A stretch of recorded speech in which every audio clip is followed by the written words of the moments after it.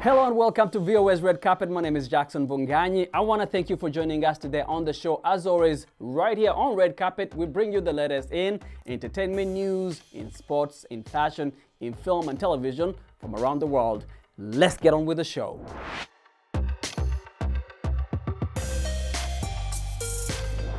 And we start the show with power couple Beyonce and Jay-Z, also known as the Carters, shining bright in a new Tiffany Co campaign titled About Love.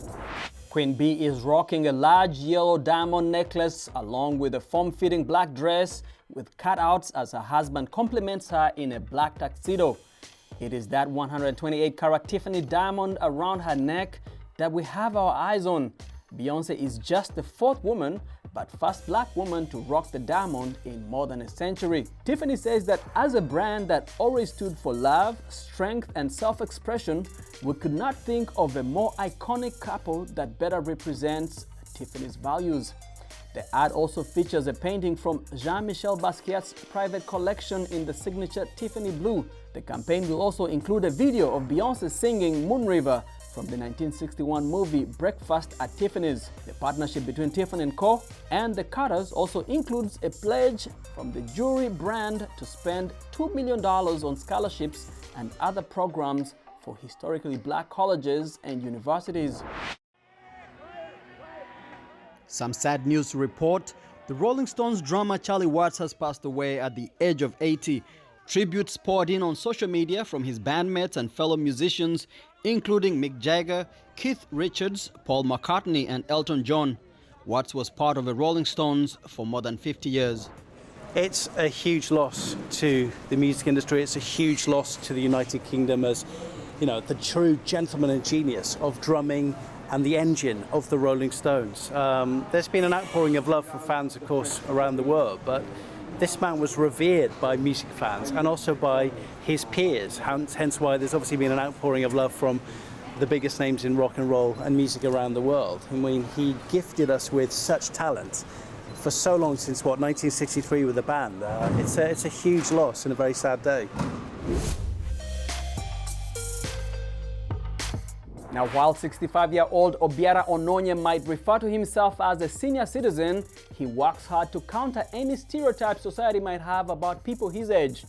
A leather artisan since the late 70s, the Nigerian has no intention of retiring, especially because he built his business with his own hands and relied on word of mouth to promote it. I started crafting leather in 1978. And mainly to make what I used or what I needed: sandals, backpacks, sling bags, wallets. And then as I made them and used them, other people saw them and wanted me to make for them.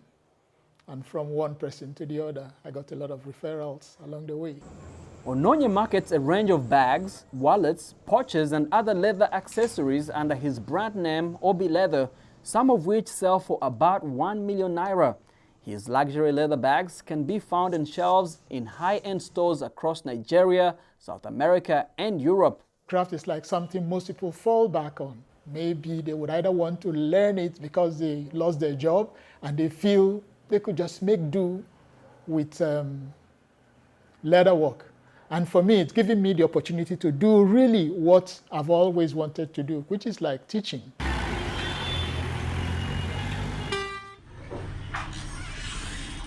The unique challenges of people over 65 can be considerable, especially during the economic recessions and the ongoing coronavirus pandemic. Ononye tells Reuters that his strategy for enjoying this stage of his life is to stay in the moment and keep mastering his craft. I'm putting in my best today, and if tomorrow comes, oh, yesterday was good, you know, and so it will see me pass that day. And I keep continuing like that. You know, because I wouldn't know if leather would get out of fashion. But even if it gets out of fashion, skilled work I mean, artisan work will not get out of fashion. People would need people to do certain things for them. Ononye also intends to resume passing on his skills to the upcoming generation of luxury leather artisans once COVID restrictions allow. And in film news, Daniel 007 Craig is the world's highest paid screen star, taking home a whopping $100 million thanks to Netflix deals. That is according to a Variety salary list. And here's more on his big paycheck from Reuters. So take this way, please. Thank you. Excellent. The No Time to Die actor's bumper paycheck is mainly due to the sale of 2 sequels of Rian Johnson's Knives Out, a murder mystery that stars Craig as an eccentric sleuth, Benoit Blanc, the entertainment site said. James Bond beat Dwayne "The Rock" Johnson, who comes in second, with the Fast and Furious and Jumanji star earning roughly $50 million. In joint third place on the list are Will Smith and Denzel Washington, who both earned $40 million for respective Warner Bros. Titles King Richard and The Little Things. Jennifer Lawrence topped the female high earners with $25 million for the Netflix Adam McKay disaster comedy Don't Look Up, sharing the spot with Julia Roberts for End of Days thriller Leave the World Behind on Netflix. And now to a story from Mustafa Saeed, a Somali photographer based in Hargeisa, whose specialty includes capturing the local communities and youth in Somaliland. In this episode of our Picture Africa series, produced by our own Betty Ayub, Mustafa discusses some of his projects and why he believes photography is an educational tool. Check it out.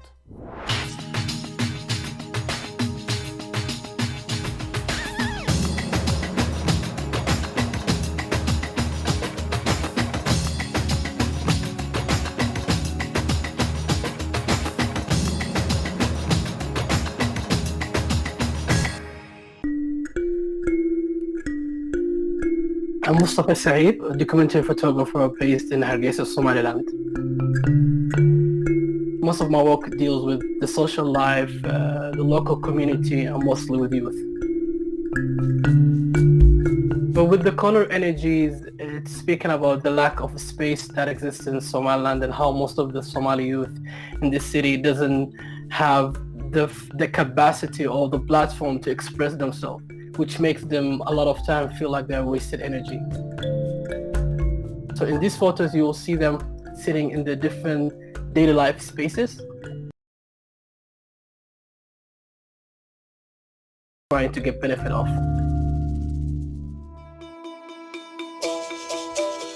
Division Multiplied expresses and tries to research and visualize the discrimination on marginalized groups in Somali society within Somaliland. Socially, certain groups are not being able to have a political voice or socially engaging with people. So when it comes to visualizing that problem, it doesn't seem different because all the Somali people look the same, but it's still the discrimination and the social structure still puts this kind of big tool on them and put them on the side. So I was there going in and out for 6 months, meeting the local youth and people connecting, telling me stories. So at that moment, I saw this young kid playing with his siblings in this kind of bag, hide and seek. And in certain point, after I took the photo, it felt like it was another kind of way of visualizing the problem itself. We see the problem exists, but we try to hide and put it at the side.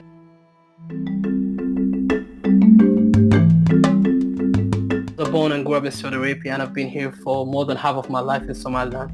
So I try to express myself as someone who lives here, who's from Somaliland, but at the same time have this kind of memory of a different country that I don't belong to anymore. So I try to put my own childhood memories, stories where my mom used to tell me this kind of bedtime stories, and I try to create this kind of reference that maybe people might look at in the next 30 or 50 years and say, oh, this is the Somali art that we have. This references the original thing that we have for us, like this kind of pop culture, Somali pop art.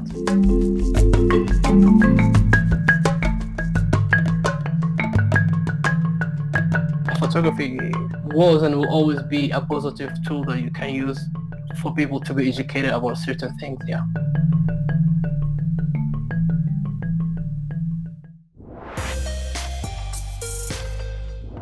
Now, people have done a lot of creative things during coronavirus lockdowns, and one mother and daughter started making jewelry by upcycling fabric scraps and packing material.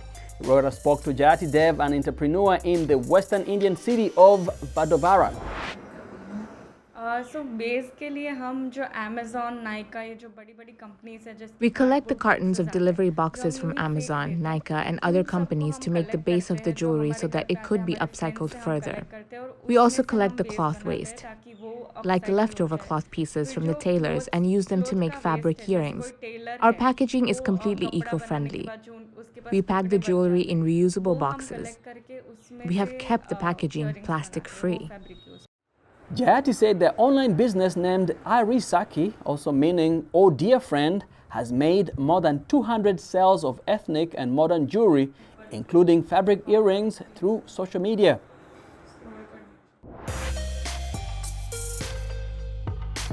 When the pandemic paused global travel in 2020, some tour guides moved online to lead live stream tours of popular destinations. VOA's Matt Debo looks at how virtual getaways may be here to stay.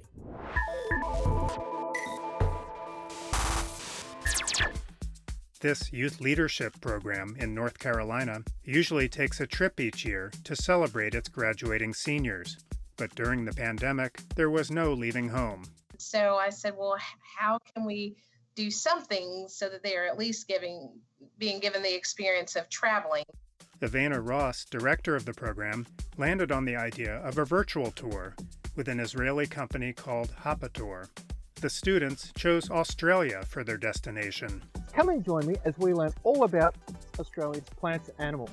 The tour was live streamed and interactive. He was very engaged with us. He made it fun. He was funny. I saw different mountain structures, different types of birds. It looked like a whole new world, you know.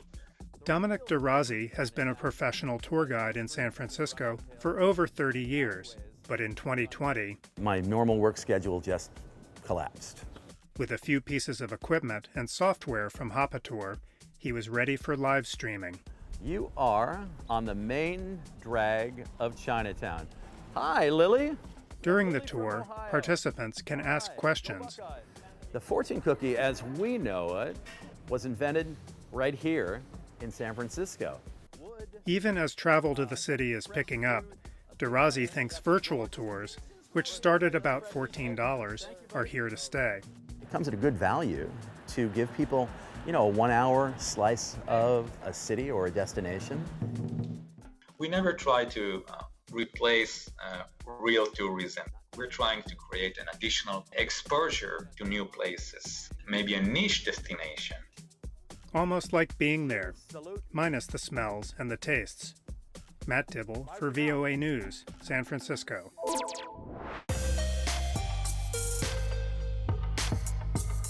And as we come to the end of our show today, fans of the South African mystery drama series Blood and Water are thrilled to hear that a date has been set for a second season on Netflix. The hit was the first ever African original series to be ranked first on Netflix in 10 different countries, including right here in the US. Season 2 premieres September 24th with 7 episodes and sees the return of Ama Kwamata as Pulenku Malo, the teenager who transfers into a prestigious school in Cape Town and investigates the disappearance of her older sister who was abducted at birth. Netflix said in a statement that the highly anticipated second season promises the same riveting drama we fell in love with, unlikely alliances and twists and turns as the Parkhurst clan up the ante on their quest for the truth. And with that, we come to the end of our show today. I want to thank you for hanging out with me. My name is Jackson Vunganye. For more entertainment news, remember to check us out at voanews.com. We are also on all social media platforms, on Facebook, on Instagram, and on YouTube, where you can watch our videos. Remember to like, share, and subscribe. Until next time, goodbye everyone.